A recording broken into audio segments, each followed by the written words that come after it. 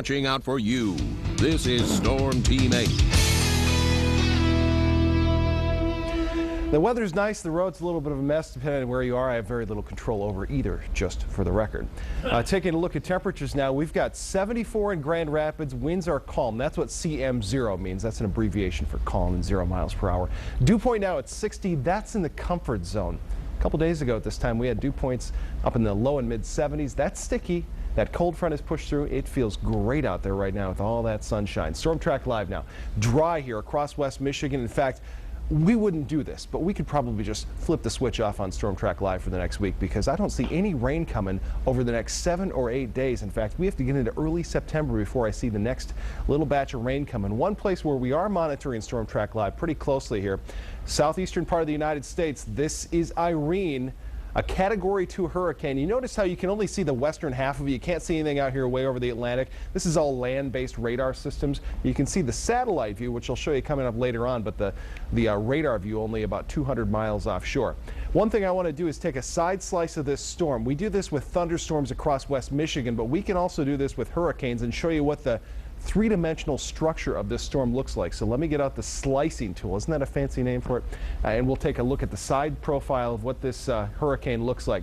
Up to about 25,000 feet, we can slide back and forth and see some of the bands here. Notice right here, for example, here's a hurricane wall band.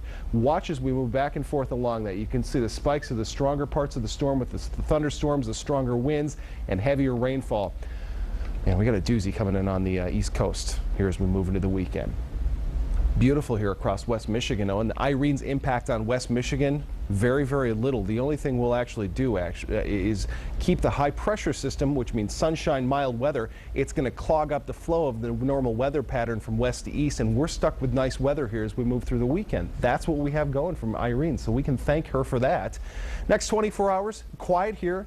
You headed out to football frenzy tonight. We've got great weather. 8 p.m. temperatures right around 80. We fall off into the mid 70s for the football games tonight, probably 60s by the time you walk home. So perhaps a light jacket not out of the question. Wouldn't be a silly thing to do. Here's the cold front. With it comes some cloud cover. Winds are going to shift, become northwesterly. Better than not chance we stay totally dry with this cool front pushing through overnight tonight. My 8-day forecast, sunshine tomorrow, high around 80, 83 here on Saturday. The weekend looks fantastic. We hit 78 here on Monday. Tuesday, Wednesday, starting to warm up slowly but surely into the mid, perhaps upper 80s later next week.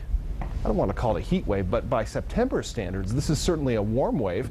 And Brett, I have even more information on Hurricane Irene than what I shared with folks in First Weather. I want you to stay tuned for that.